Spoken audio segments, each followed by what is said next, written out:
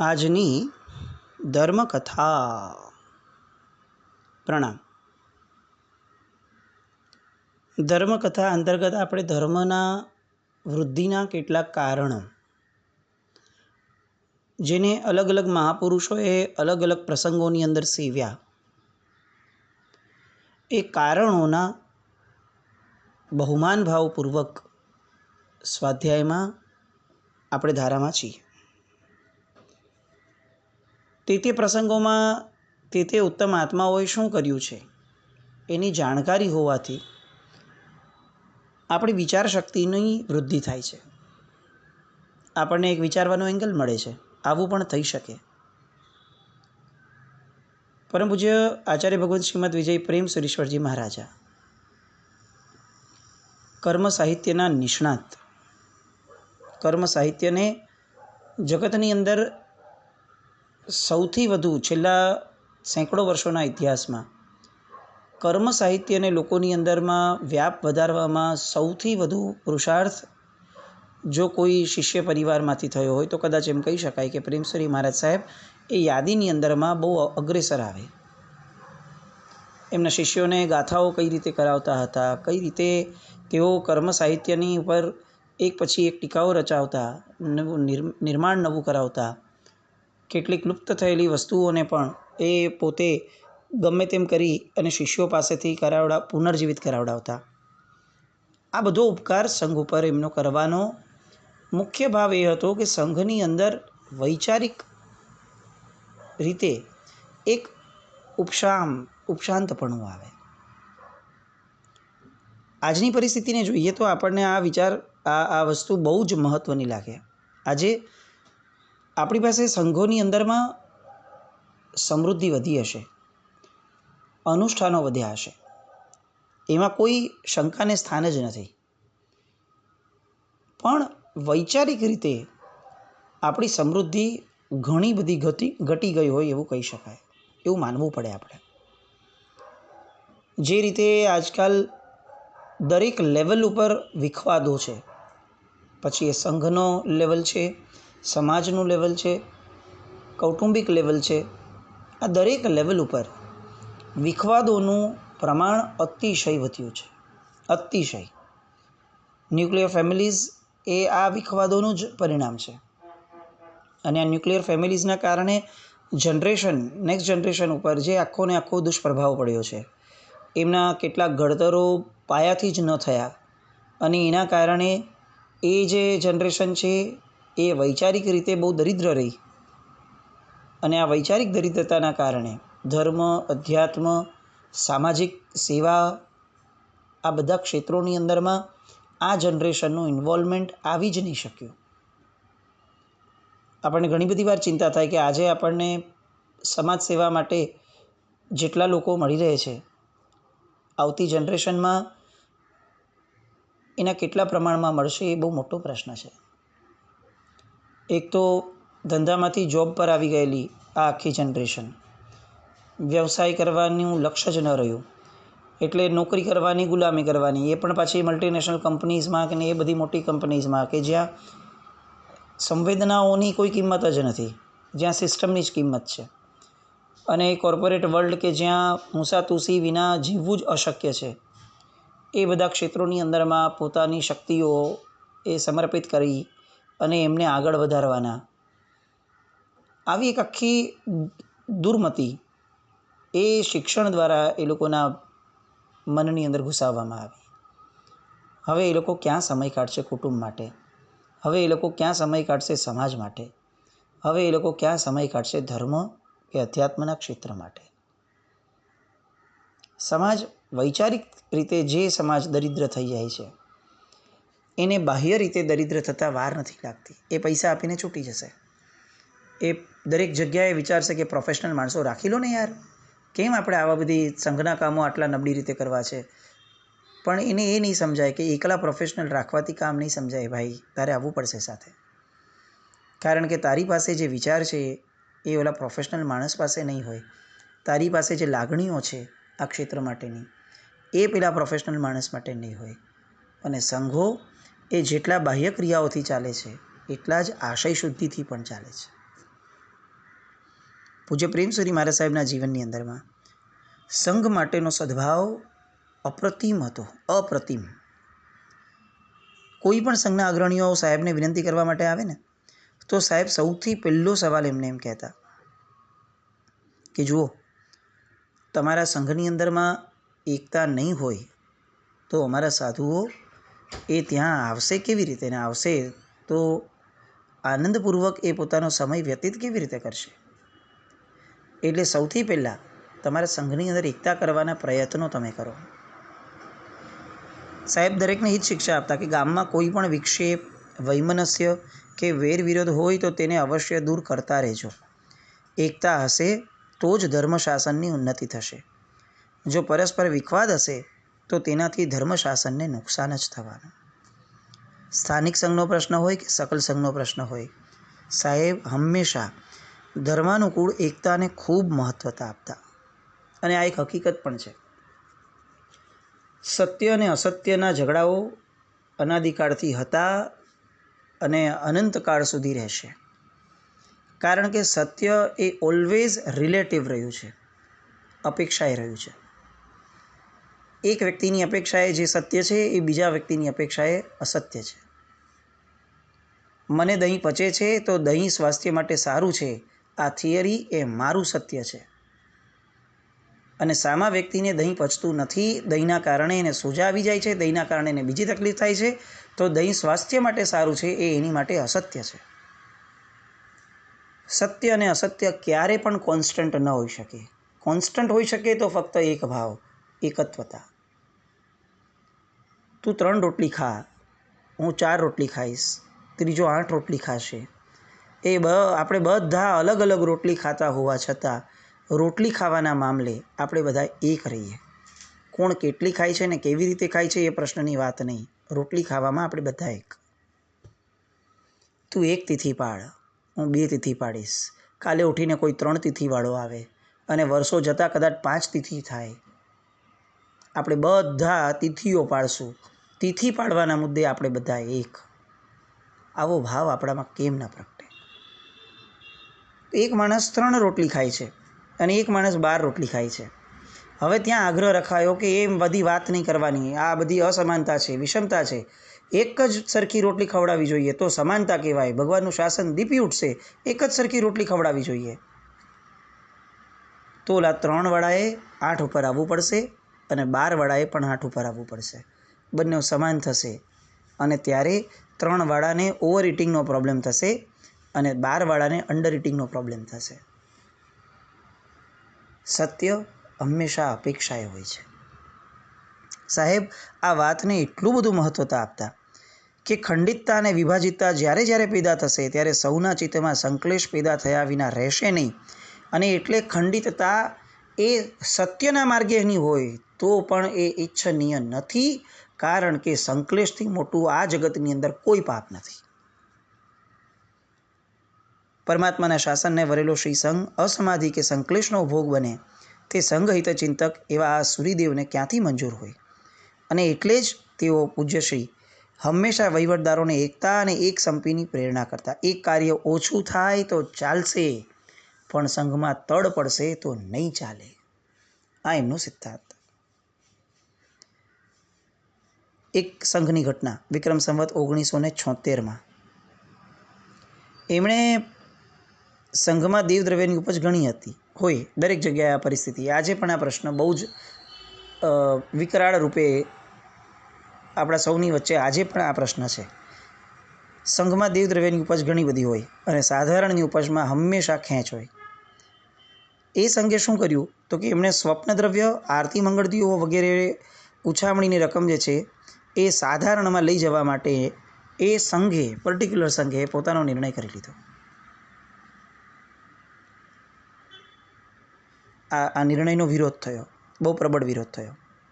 પૂજ્ય આચાર્ય ભગવંત કમલસુરી મહારાજ, પૂજ્ય સાગરાનંદ સુરી મહારાજ સાહેબ, પન્યાસ દાન વિજયજી મહારાજ સાહેબ, પૂજ્ય પ્રેમ વિજયજી મહારાજ સાહેબ, પૂજ્ય મંગળ વિજયજી મહારાજ સાહેબ, આ બધા મહાત્માઓ એક છરીપાલિત સંઘની અંદરમાં ભેગા હતા. આ પ્રશ્ન સંઘનો આવ્યો.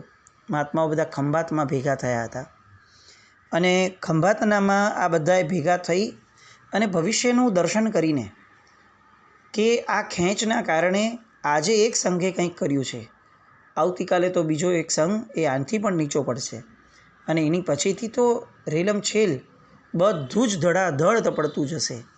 અને એટલે એમણે એક ઠરાવો પસાર કર્યા, કેટલાક બધાએ ભેગા થઈને અલગ અલગ સમુદાયના નાયકોએ, કે દેવદ્રવ્યનો ઉપયોગ જીન ચૈત્યો અને પૂજા તથા કેસર સુખેળ વગેરે ઉપકરણો માટે જ થાય, એ સિવાય નહીં થાય.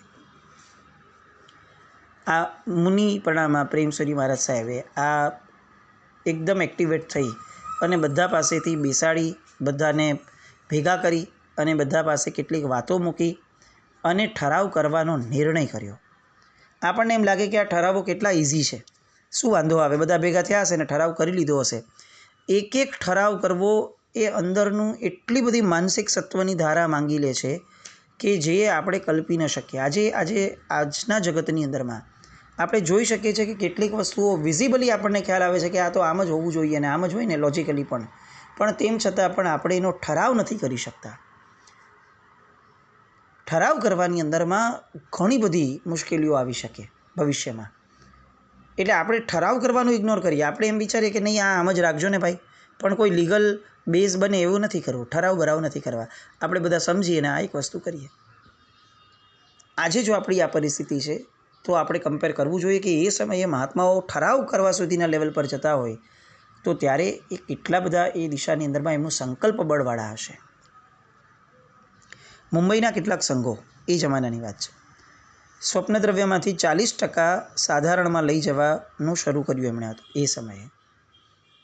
દર થોડાક સમયે આ રીતે અલગ અલગ વાતો સમય બદલાતી રહે, કારણ કે શિક્ષણ બદલાયું, વિચારધારા બદલાઈ, લોકોની પ્રાયોરિટીઝ બદલાઈ, પ્રેફરન્સીસ બદલાયા.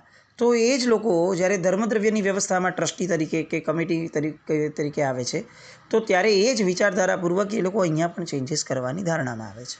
થઈ શકે આવું, પણ સાહેબને બહુ ચિંતા થઈ.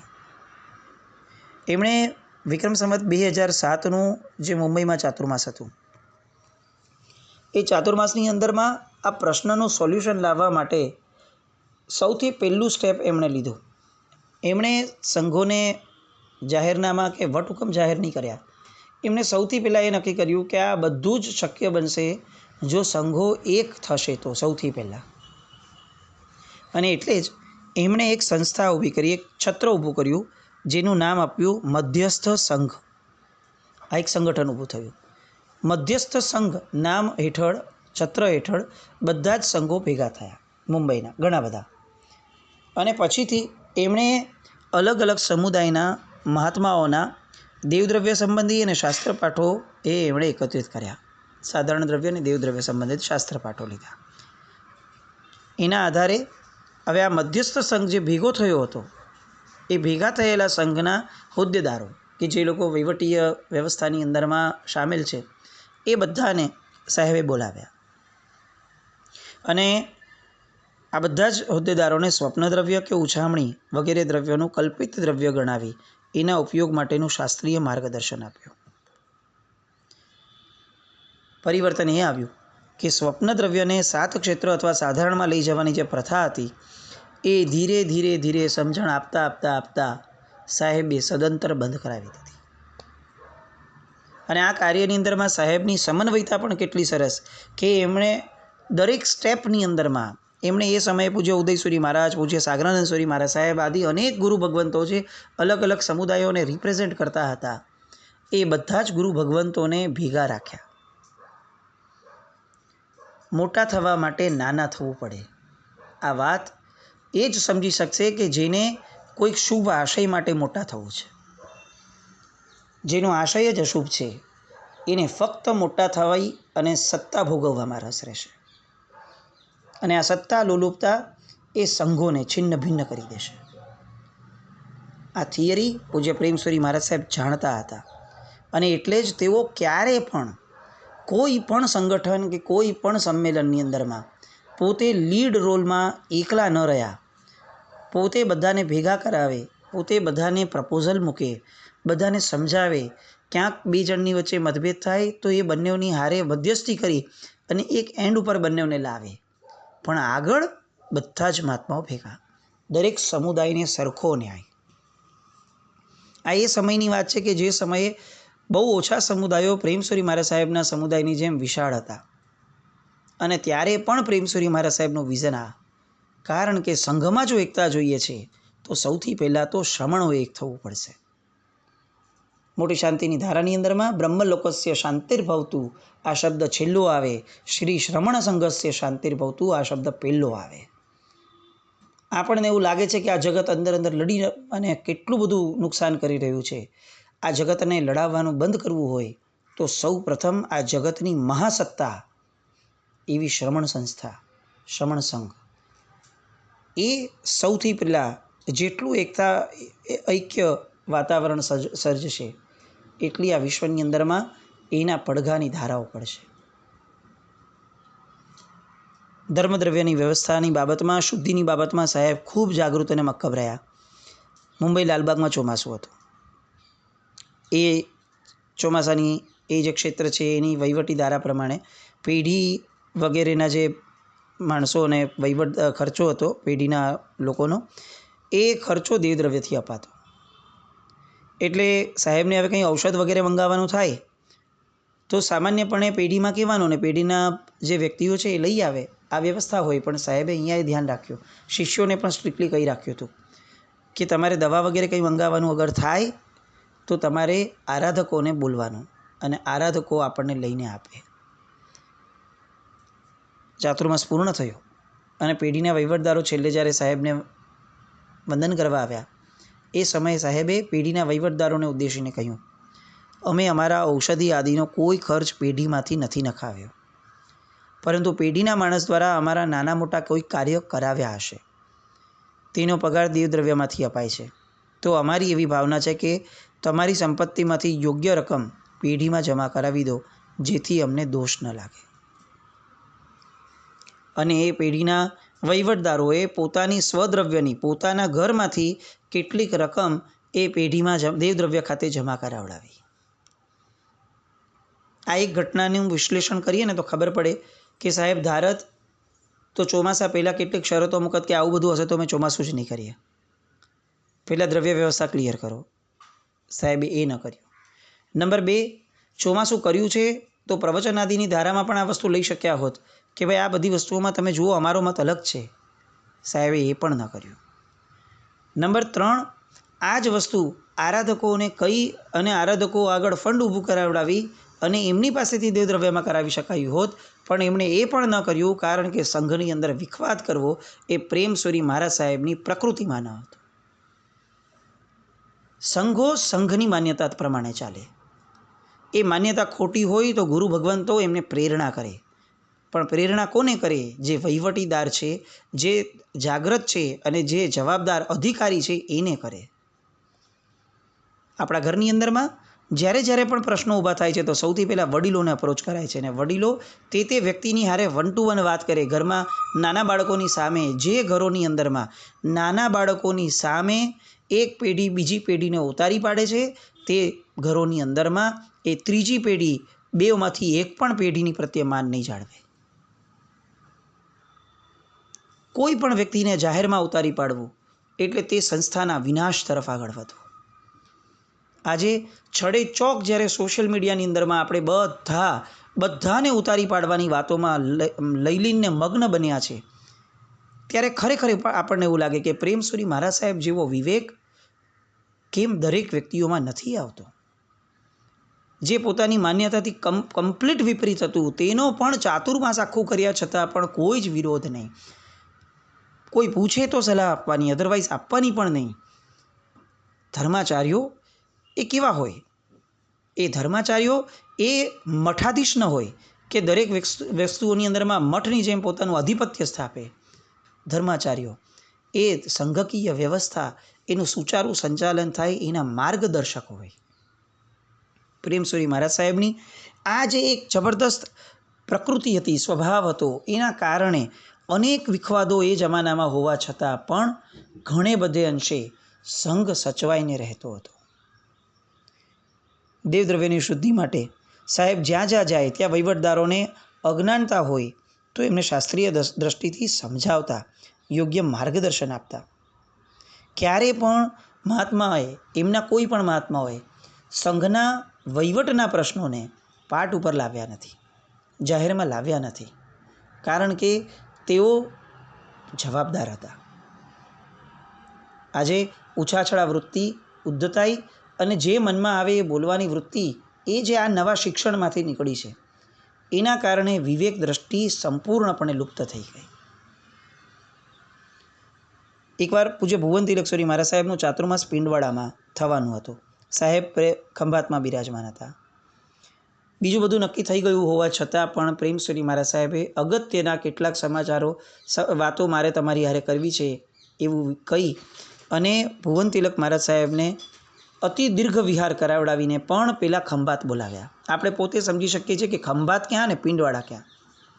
અને તેમ છતાં પણ પોતાના સ્થાને રહેલા એવા ભુવન તિલક મહારાજ સાહેબને એમણે આમંત્રણ આપી અને ખંભાત બોલાવડાવ્યા, 2 દિવસ રોકાવડાવ્યા અને એમણે કેટલાક સૂચનો કર્યા. નંબર 1, પિંડવાડા સંઘને દેવદ્રવ્યનું દેવું છે, તે ચૂકતે કરી સંઘને દેવદ્રવ્યના દેવામાંથી મુક્ત કરાવવો એ પ્રાયોરિટી હોવી જોઈએ. નંબર 2, જ્ઞાન મંદિરનો ઝઘડો ઘણા સમયથી ઊભો છે, એનો નિકાલ હવે ઝટ લાવવા જેવો છે, નહીં તો આ જ્ઞાન મંદિરના ઉપક્રમે નવી પેઢી એ પૂર્ણપણે આ ધર્મસ્થાનોથી જ વિમુખ થઈ જશે. અને નંબર 3, ફરીથી સંઘ દેવદ્રવ્યનો દેવાદાર ન બને એવી વ્યવસ્થા ગોઠવાવી પણ જરૂરી છે.